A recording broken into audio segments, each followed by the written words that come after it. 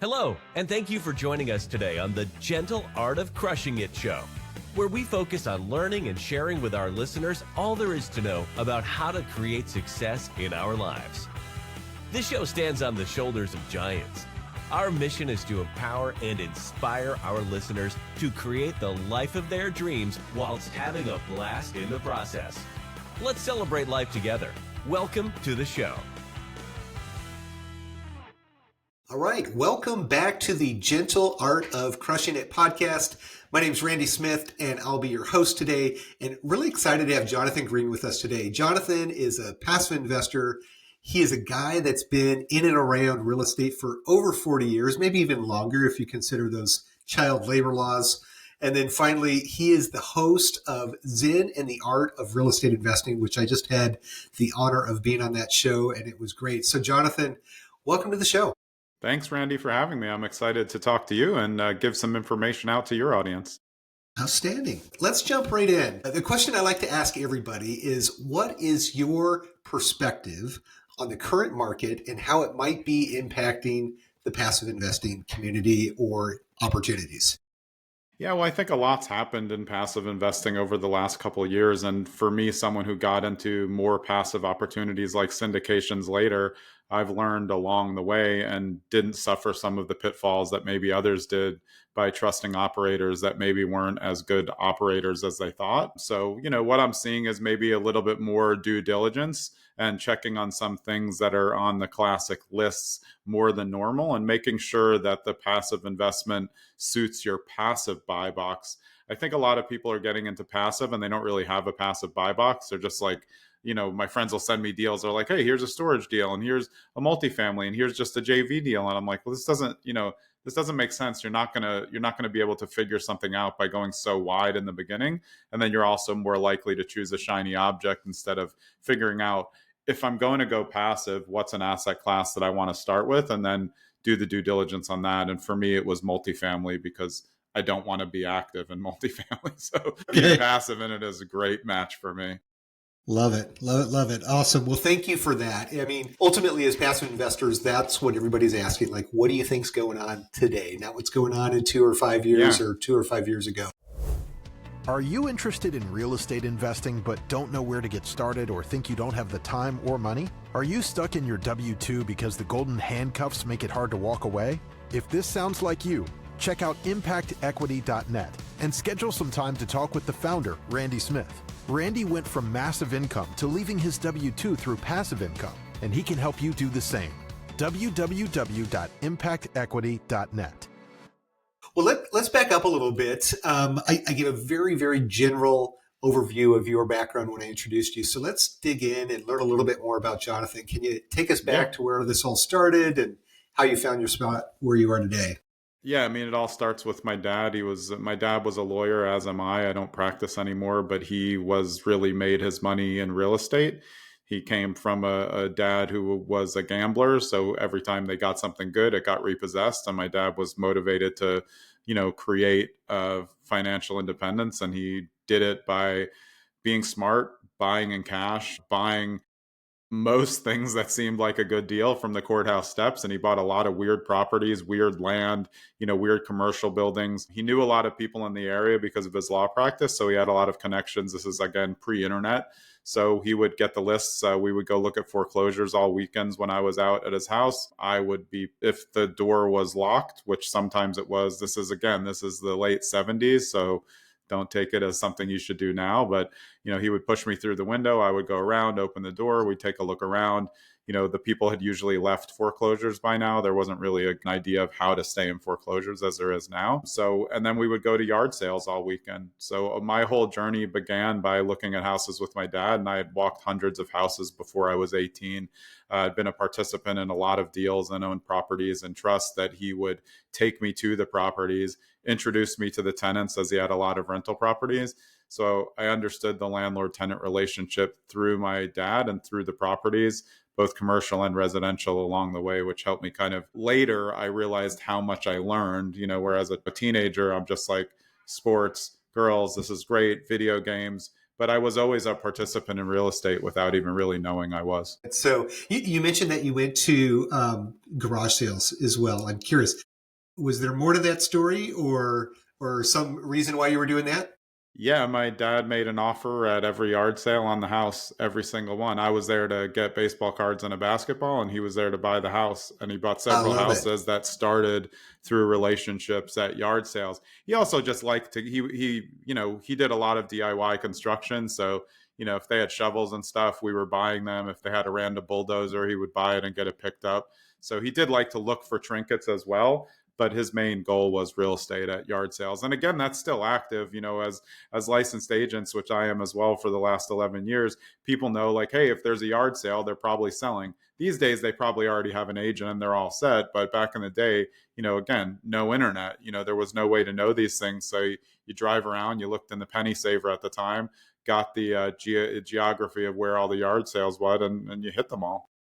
Love it. I love it. Yeah, that's funny, all these years. And I've done a number of yard sales and had realtors stop by, and I never put two and two together. That's hilarious. So what part of the country were you in when? That was in Westchester in New York. I grew up in Brooklyn. My parents got divorced when I was very young. And so I'd be in Brooklyn during the week and then out to Westchester on the weekend with my dad. You and I have a lot more similarities than I initially knew. Very good. Okay. Yeah. So you grew up around it. I was kind of a similar place. My dad was the realtor. Yeah. Also divorced parents at a very young age. I would go over and see what dad was doing as well. This was actually in Los Angeles, in the Watts and some other areas in Los Angeles. So yeah, very interesting. We never did the garage sale thing though. So that's an interesting take. Okay. I've been to more yard sales than anyone has ever even thought about. Yeah. Do you still do that, or? No, I mean, sometimes I kind of want to, but I'm like, I don't like being around people and bargaining. So it's very uncomfortable for me. I usually just pay what things are. So I'm not like I'm not my own ideal customer. I'll just pay $10 for something I could get for a quarter. So I shouldn't go. There you go. There you go. All right. So you grew up around it. Did you start buying real estate yourself? Right after high school, college, or when was that first purchase? Yeah. I mean, again, I was involved in a lot of deals. Properties were held in trust. So I probably owned 15, 20 properties before I was 18, and some carried on for years as partnerships. But yeah, I started buying. I went to law school in Florida. And when I went out there, I was 22 when I bought my first house. And that kind of started the cycle of me doing it on my own. And I generally just bought in a development where there were a bunch of other similar houses in Plantation, Florida.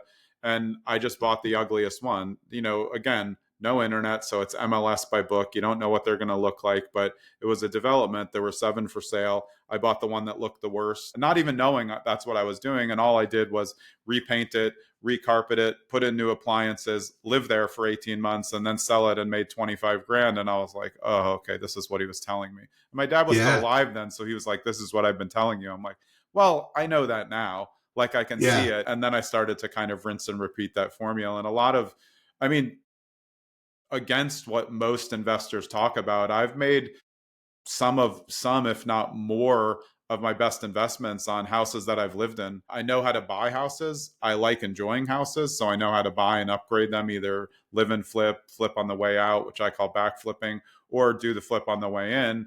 And I just know how to buy in appreciating markets. So I've doubled my money on houses by not really doing that much, just because I'm a good buyer who understands the market and is also willing to live in an area that has not come up yet, even though they were always fine to me. Yeah. Yeah. It's interesting. During my years at American Express, I had a number of clients that they would buy, and these aren't just cheap homes. Like, they would buy $1 million homes and either flip into or backflip out of, and just every 2 years they would move to a new house, and I watched them do it for 10 plus years. I moved a lot. Significant wealth. Well, that's what my dad did too. So every time the house got perfect and we had all of the, basketball court and tennis court and chickens and goats, he's like, we're moving. And I'm like, well, this is stupid. And he's like, we're making this much money. I'm like, that makes perfect sense. Yeah. I understood at a young age that it wasn't that houses were replaceable. We would just go to the next one and get a better room or make the room the same. It really, and I did the same, with my kids. We moved a lot. We moved with purpose. And I think my dad moved with purpose, but yeah, I tend to move more than the average person. I mean, I've been in my house now 3.5 years, and that's a long one. And before that, it was 6 years. So, it just comes with the times. But I can see as I my kids are both adults, so I can see myself moving around a little bit and maybe not even, necessarily maintaining a primary residence at some point. I'm curious, kind of going back to that first purchase, were you in law school when you did that first Yeah. purchase? Yeah. Okay. So you're in law school, you made 25 grand on that. I'm curious, how much money did you make the first year out of college? Just to, No, I went from college to law school, so I was just in school. And I worked for the government. That was my first job, was as a assistant state attorney in Broward County in Fort Lauderdale. And my first salary was 25,000 because I'm old. And then yeah. after the probation, it was 26.5. Okay. And I worked for the government for 8 years, and maybe I topped out after 8 years. I was maybe at like 65 or 70, maybe, because there is steady pay scale for government jobs at the time. So I did well there. But yeah, my making 25 grand on the flip was like, good side hustle.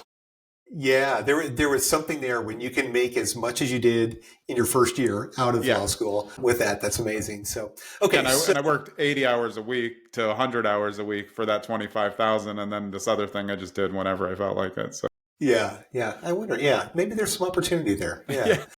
Very good. All right. So now were you buying and selling, flipping single family for years and years, or was that a strategy you transitioned out of? Yeah, well, I had a portfolio beyond that. This is when I started doing them on my own, but I still owned a bunch of properties with my sister and with my dad as family partnerships. Houses were in family partnerships. We owned commercial assets. We owned a strip mall in Cross River in New York, and then we owned part of an industrial complex in Bridgehampton. So we owned a lot of weird assets, owned random land in Woodstock, strip malls in Florida. My dad just bought weird stuff and put it into trust. And then we had a whole bunch of rental properties that I began managing when I was in college. I would come home for the summers and be the rent collector. My dad was a nice guy, so I'd come home and everyone be about 6 months behind. And then he said, if you collect the rent, you can keep half of it. So for me at the time, I was like, this is amazing. So I figured out a way to put them on weekly payment schedules instead of monthly. Worked out better for them, developed a good relationship, and then I was taking home half of that money. So it worked for me. Fantastic. Yeah, very good. Very good. So, okay, so you were active for many, many years, but then at some point, based on your bio, you became a passive investor. So when did that transition occur and why? Yeah, I mean, over the last 20 years, I was a very low volume flipper, 1 to 3 to 4 a year here and there, some for myself, some just for straight profit, some in partnerships. And I would buy real estate, sell it, anything is sellable to me. So I've bought commercial assets. When I lived in Sarasota, I owned a building that was in an artist colony that turned into a gallery. I ended up in the art world for 6 years because of that.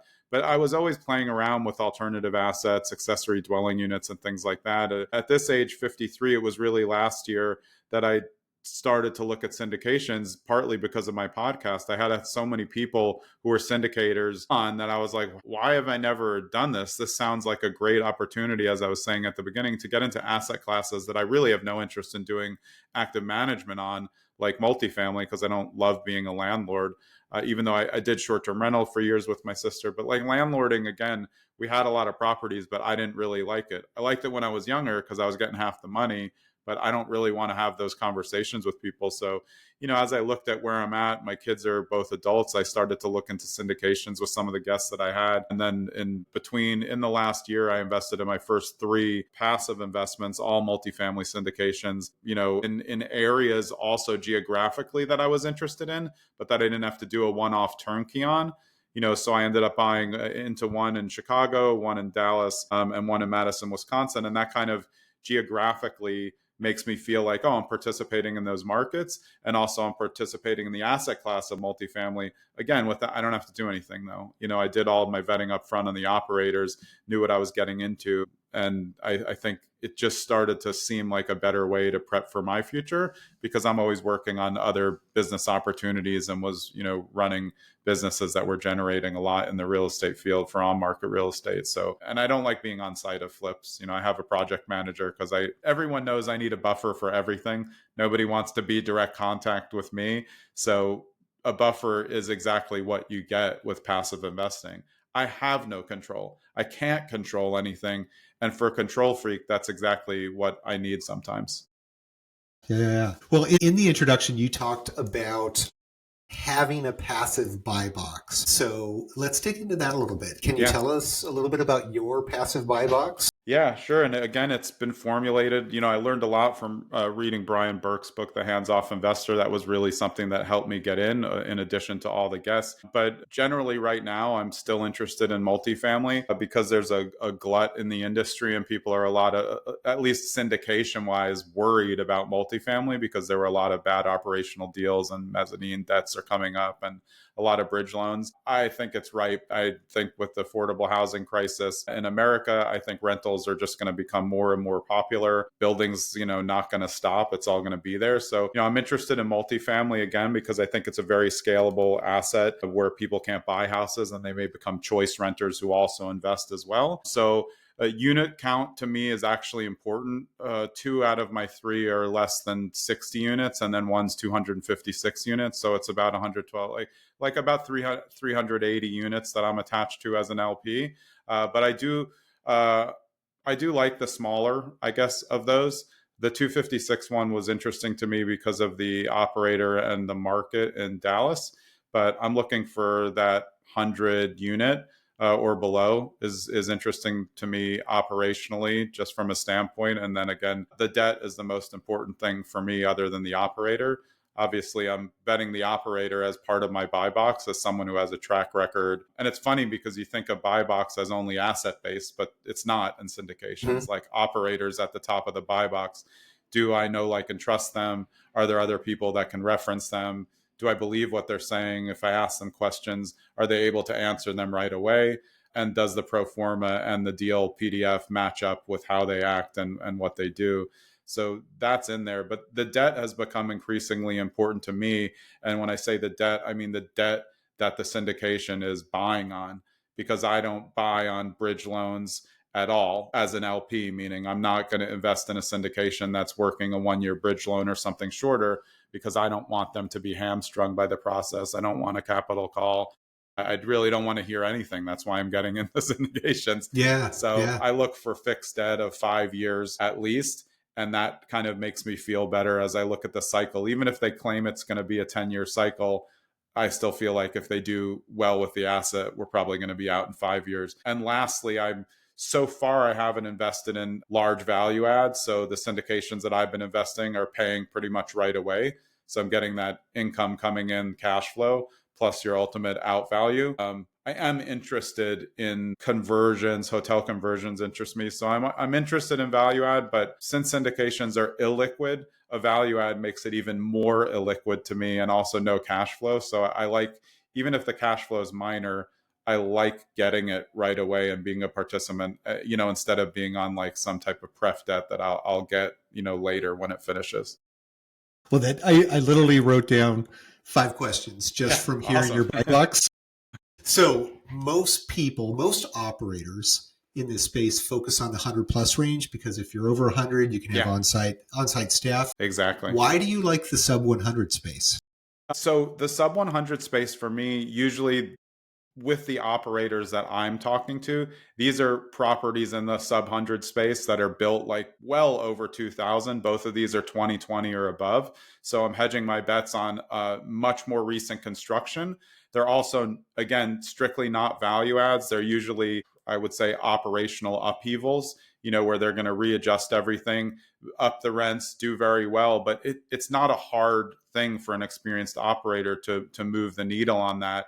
And the construction date is the thing for, inexperienced syndicators and operators. When they're doing their due diligence, they can make huge, huge errors on things like plumbing, electrical, sewer, anything like that. When you're looking at a single family house, okay, it's $10,000.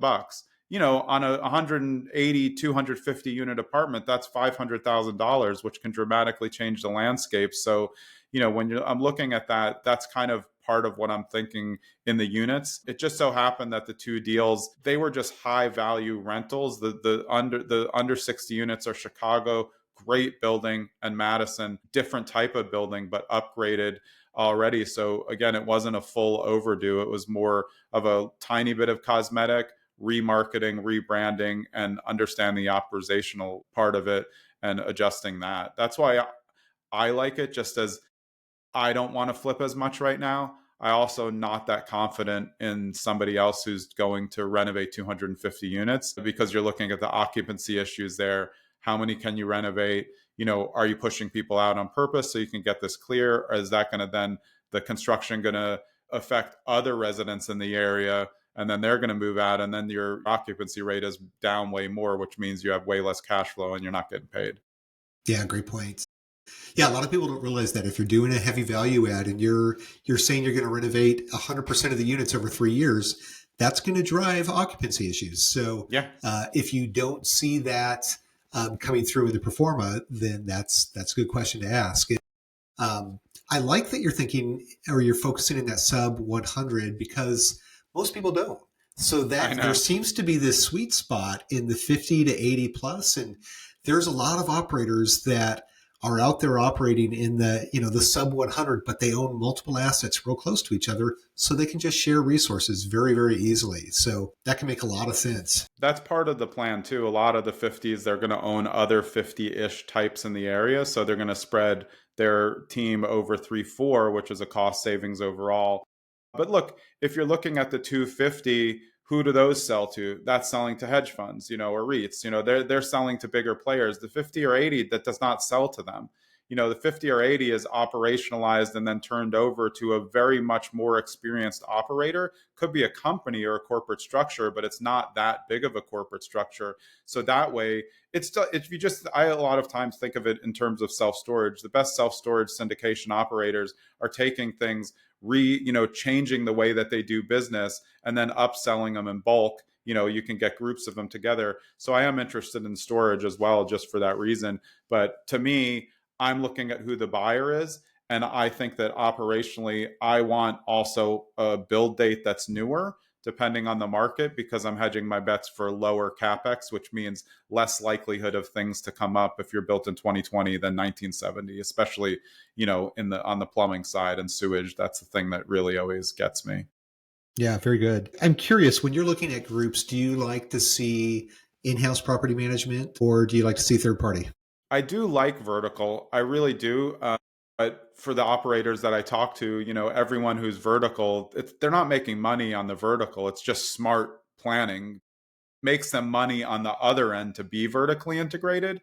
I'm okay with both, but if it's going to be outside management, it has to be they're managing other properties already. I don't want to sign up to a new property management team. It doesn't do anything for me.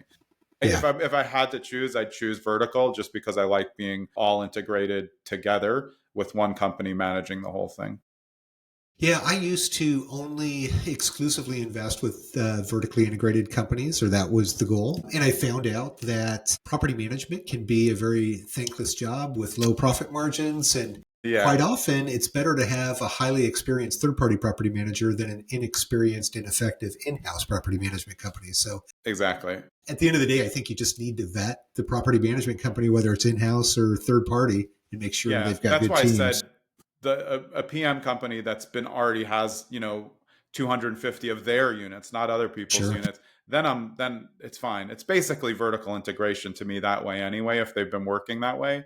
But yeah, I think those are good questions and important points, because you can read the books and you can listen to podcasts, but you really want to hear from people about why they do what they do. And I would say I have a high risk tolerance, but I don't like to lose money. So I'm going to take the time. I'm hedging my bets on a lot of trust, making sure that I do the due diligence up front. When I look at the pro forma and the PDF, I usually already made my decision. If it looks bad, then I have some questions, but you don't usually see any that look bad. That's a problem for new investors. Everything looks good. It's just not good in real life. Yep. Yeah, very good. Well, you mentioned on the debt side, you mentioned fixed rate, which I agree with you. I like 5 or 7 year fixed rate debt. Yeah. There are a lot of deals out there right now that are preferred equity, where raising capital to, some would argue, save other deals that they bought over the last handful of years. So I'm curious your thoughts on that space. There seems to be more and more of that coming out. Yeah, it's not for me. I mean, Scott Trench, the CEO of Bigger Pockets, just was railing on this yesterday. We're recording on February 25th. I don't know when it'll come out, but he was saying this like, no, thank you. And I'm the same way. I don't want to be on the pref deck because the specific ones that you're talking about are there exactly for what you said. They're saving other deals. It's like investing in mezzanine debt. If you're the person who is getting in there, okay, it makes sense for you to take it on, but I don't want to be an investor in the secondary loan of anything because I know there's a problem. So I don't really want to be solving that problem. If it comes up on one of mine, I'll have to figure it out. But my whole goal of being passive again is so that no one asks me for more money. So the fact that there's been a lot of capital calls is probably confusing to a lot of people who didn't do as much due diligence on syndication or fund investing as they should have to understand like, hey, look, it could come up. But that's because you took a variable rate loan and you didn't know what was going to happen, and then construction costs went up, and you could see something now happening with tariffs. Construction could be halted. We're not sure what's going to happen, but you want to have something that again is just a little bit more locked in. So fixed rate to me is really the only option. I don't really look at it if it's not fixed rate. And if my friends send me, hey, I'm doing a syndication, can you take it out? I'm like, I don't like the debt. I think everyone's going to have the same questions with you. And everybody's like, oh, well, I can reposition it. That's what everybody said, but not everybody can because it's not a good reposition if everything's down, especially in commercial. So mic drop, I would say. It's a great summary. Thank you for going through that. It's a new trend. We're seeing a lot. And, for some of the newer passive investors, this is probably something they've never seen before. So it's good to have the education of podcasts like yours and some of the others. And you mentioned Scott Trench. I saw those same posts and engaged in those same posts. There's a lot of different strategies that are being thrown around, and it pays to ask the people that have been around for many, many years what their thoughts are about those. Yeah, I think the most important thing that he said was it's like you're wrapping something up as like, hey, look, you're going to get 15%, but it's to save something else. So it's not leveraged the same way. It's not as straightforward as it seems. It's not like if you invest in a fund and the fund is a straight return of 8%, and it's your first position of the whole thing as an LP, like, okay, that's fine. You know what you're getting, barring, an economic meltdown. But when you're investing in the secondary part, like we were saying, you're just investing to save something else, and it's being wrapped in a package of, hey, look at this awesome return you can get. Well, there's a reason that they're asking for that money in the specific context that we're talking about.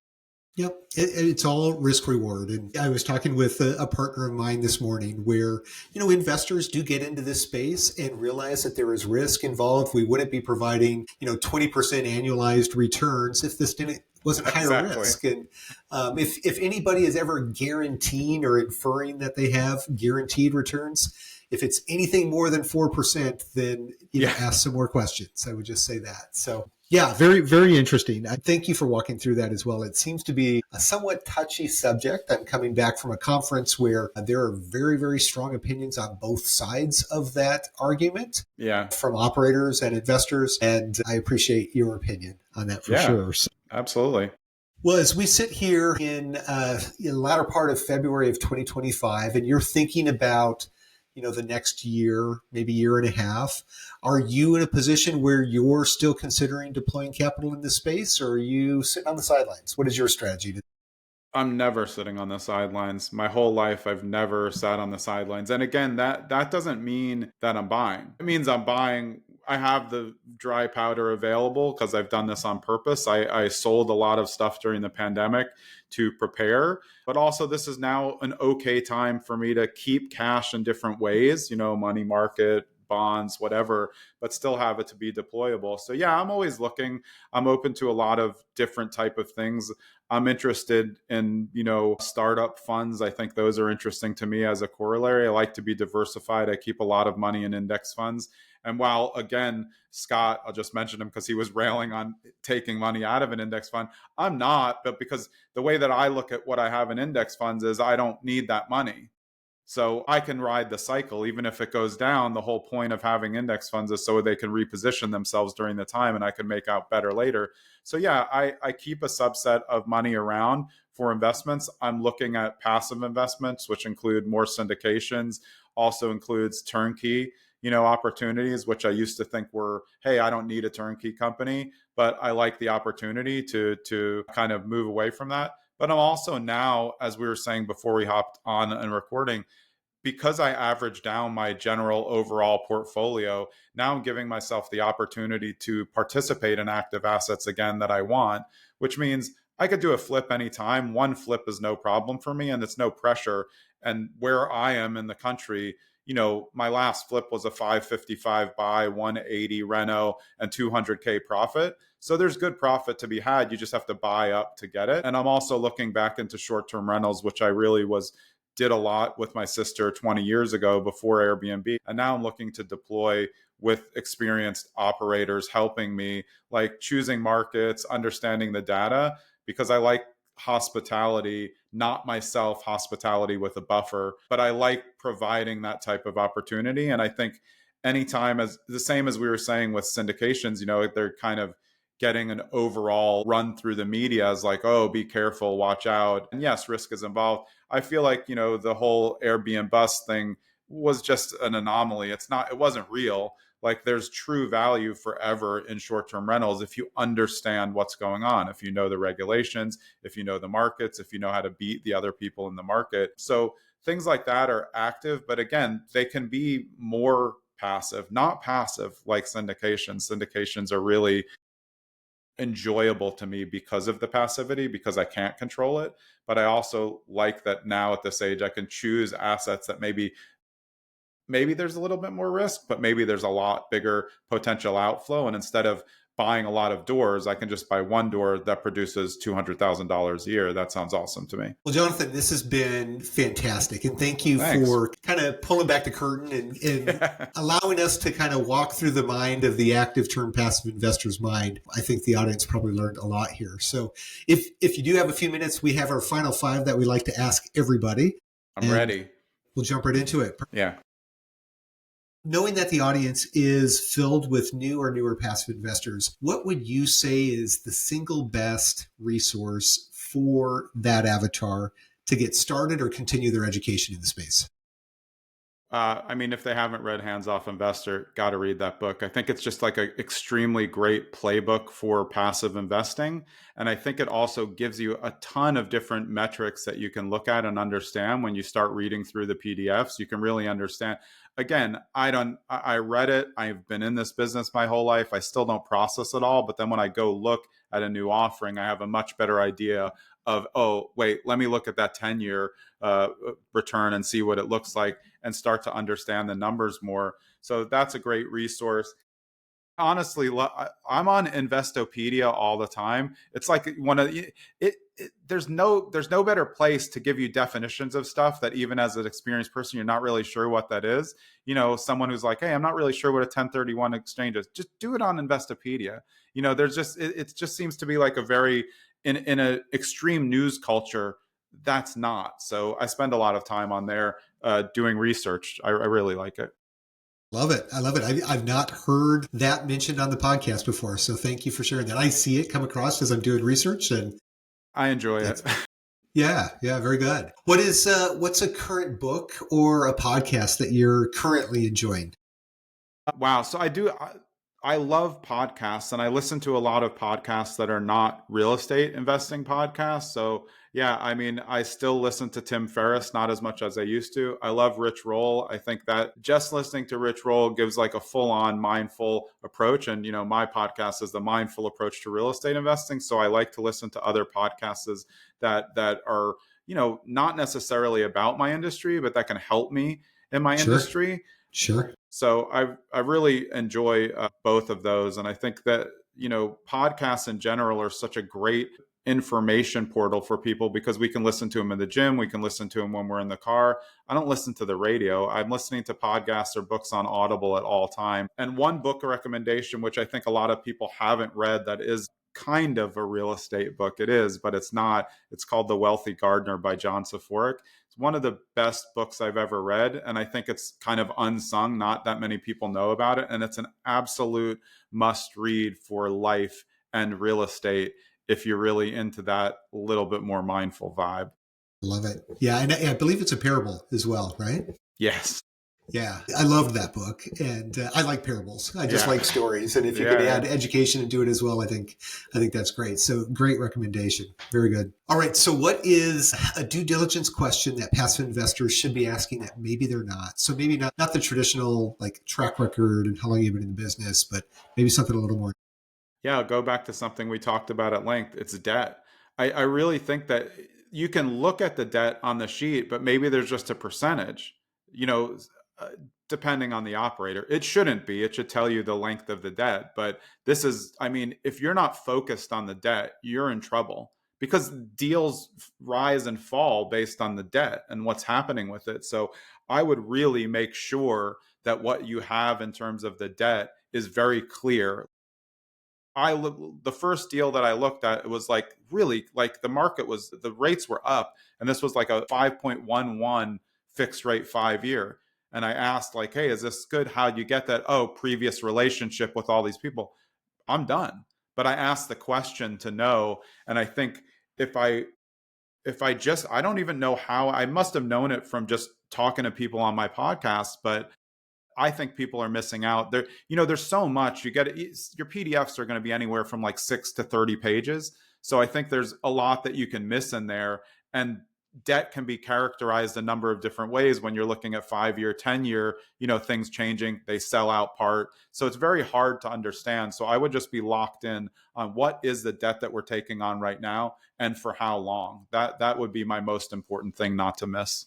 I agree. The number one risk in any real estate deal is the debt. And yeah, great advice. Thank you for that. Very good. All right. So now we're down to the two fun questions that you weren't quite sure what your answers were going to be. So let's see what we came up with. So is there a recent bucket list item you've checked off your bucket list or one you're hoping to in the near future?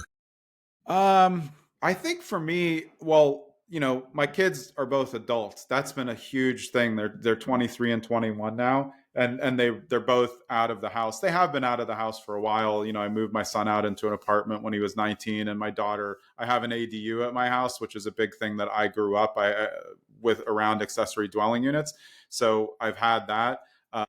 But, bucket list for me personally, it always revolves around real estate. So I am looking forward to getting back into the short-term rental space. Travel-wise, Iceland's probably number one on my list to go. I haven't been, but I just thought of it, Randy, while we were doing. So I've been interested in international investing for a long time. I've owned timeshare-ish properties outside of the United States, but I'm pretty focused now on finding international real estate where there's a potential for citizenship, plan B option. And right now I'm looking at renovations in the Sicily part of Italy for a variety of reasons. And it's a 60-day residency. So you need to be there 60 days to get the residency eventually.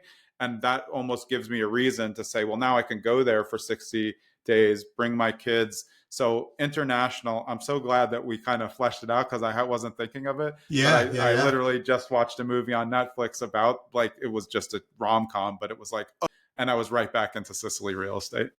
I love it. And there are plenty of cities in Italy that will actually pay you to move to their cities and buy their real estate. So it's not as easy as the ads might suggest, but I know some people doing that. And it's been a good experience. It's available, and it's interesting because of the potential citizenship as well. Just for people in America who are like, hey, it's not bad to have another option.